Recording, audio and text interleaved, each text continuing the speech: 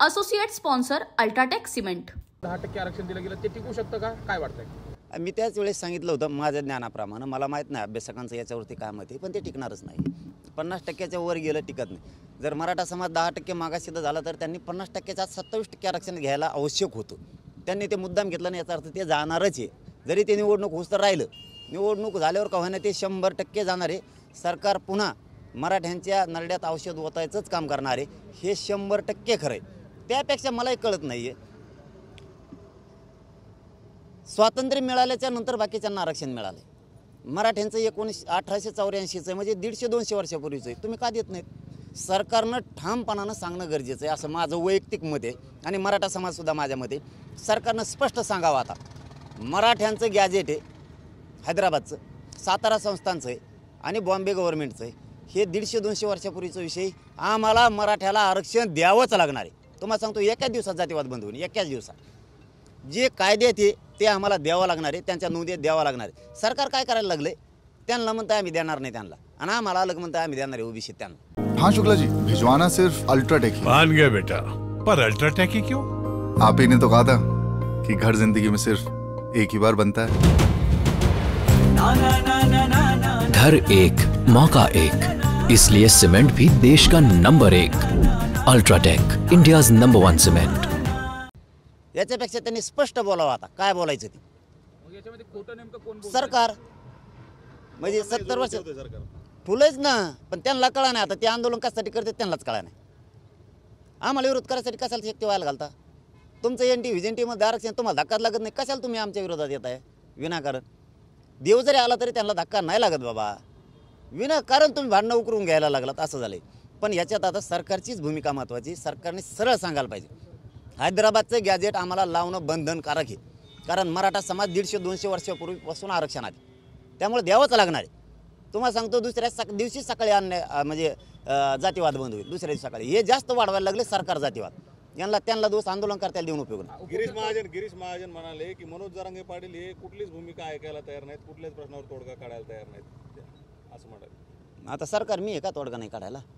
तुम्ही आलात म्हणले होते, 6 दिवस वेळ दिला आम्ही, त्या टायमाला महाजन साहेब म्हणले होते 6 दिवसात होणार नाही, तुमची मागणी आहे सरसकट मराठ्यांना कुणबी प्रमाणपत्र द्या।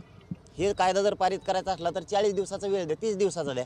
आम्ही 40 दिवसात दिला होता, आता तुम्हाला एवढा वेळ दिला आणि आता तुम्ही पलटी मार। हे बघा, हे पलट्याच मारणारे 70 वर्षाच्या महाविकास आघाडीनं तीच केलं आणि यांनी हेच केले, पण आम्ही खचत नाहीत। आता आम्हाला माहिती आहे यांनी धोका दिला 13 तारखेला, यांना सगळ्याला पाडायचं।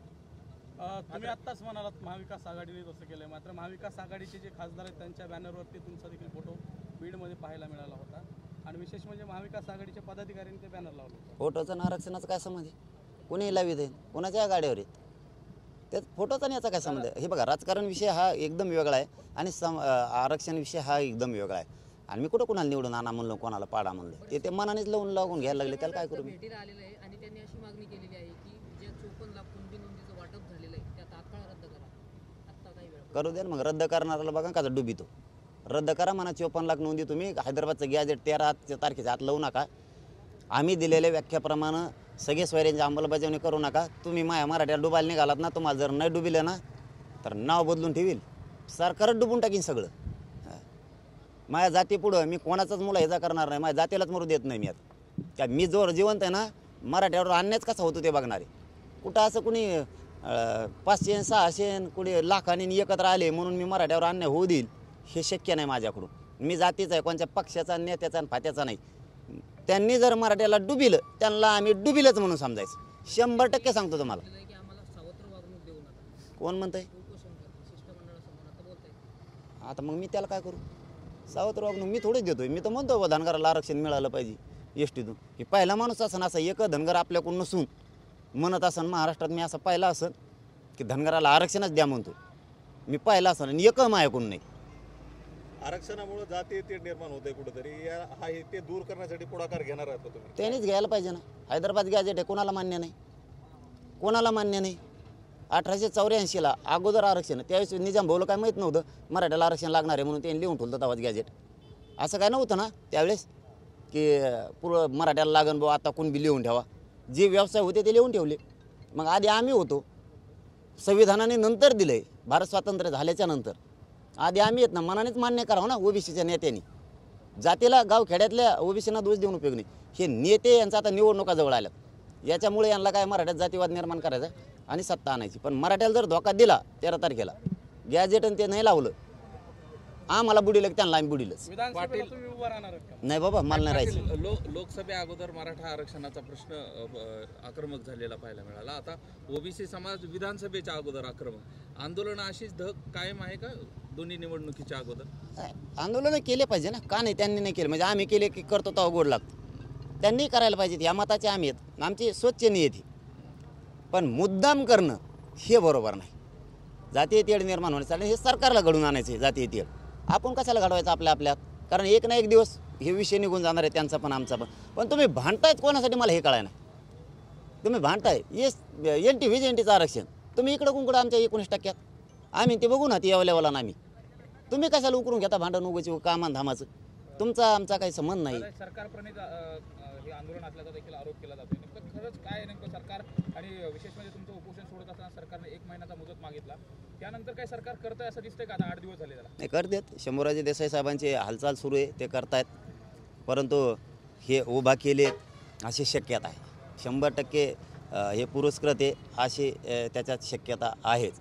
कारण त्यांची बोलण्याची भाषा, ते बोलण्याची डब, ती एकूण लक्षात येतं की सरकारनं जातीय तेढ निर्माण झाला पाहिजे, दंगली झाल्या पाहिजेत म्हणून केलं पाहिजे. अहो एवढं जर लढले असते ना, धनगर बांधवली एसटीत आरक्षण मिळालं असतं बा.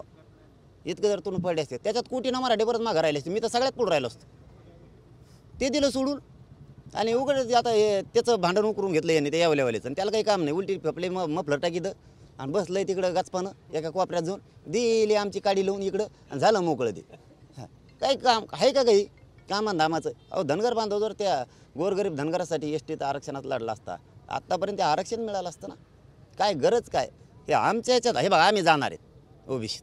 हां, कुणी येऊ दे, आम्ही जाणार आहेत. तुम्ही 1000 पटीनं ताकद लावली तरी ओबीसीत जाणार आहेत. काय व्हायचं असेल ते होईल, त्याला नावे लागेल. फक्त आता याच्यातून शहाणं मराठ्यांच्या सगळ्या पक्षातल्या नेत्याने होणं गरजेचं आहे. तुम्ही ज्यांना मतदान केलं ना, ते सुद्धा व्यासपीठावर मराठ्यांची भाषणं ठोकीत येतात, मराठ्यांना आरक्षण मिळू नये म्हणून. तुम्हाला लाज वाटली पाहिजे की तुम्ही त्यांच्यासाठी मरमर केली. आज ते तिकडे गेले, भाषणं ठोकतात, आणि तुम्ही त्यांच्यासाठी आमच्या व्यासपीठावर नाही आलात, आणि ते त्यांच्या जातीसाठी गेलेत. आता तुम्हाला लाज वाटली पाहिजे की आम्ही मतदान केलं, तुम्ही गेलात ना त्या व्यासपीठावर. आम्ही बी सगळे मराठ्याचे नेते आता मराठ्याच्या व्यासपीठावर चालू. आता रॅल्या आहेत, आंदोलन, त्यात कोण कोण मराठ्याचे आमदार नेते दिसतात बघतोच ना आम्ही. आता मराठा आरक्षण असेल किंवा ओबीसी आरक्षण असेल, या सगळ्या आरक्षणाच्या लढाईत काही जण आपली राजकीय पोळी भाजत आहेत. बाजली केशी मागं नाही घेतल्या गेवल्यावाल्याने, बाजली त्या यांच्या लक्षातच याय नाही देऊ. ते आपल्या जुटून द्यायला लागला आहे म्हणून. पण हरकत नाही, आमच्याकडून यावं म्हणून म्हणत नाही. मग समाज एकटाच 50-65% आम्ही सगळ्याचे पाठपुरायला खंबीर आहे त्याची. तो किती घ्या आम्हाला चांगला माहिती आहे. परंतु जातीवाद मी होऊ देत नाही, काळजी करायची नाही. ते जातीवाद आणि दंगल घडवण्यासाठीच आंदोलन उभा केलं तिथं. मी होऊच देत नाही तिथं काही.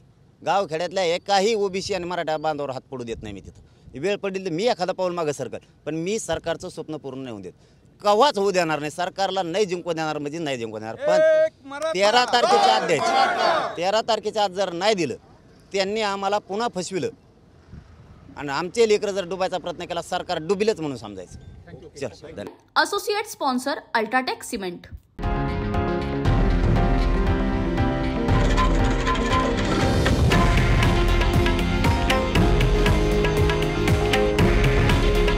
हे आहे देशातील नंबर 1 न्यूज नेटवर्क आणि आपण पाहत आहात TV9 मराठी. काळजी तुमची, हित महाराष्ट्राचं.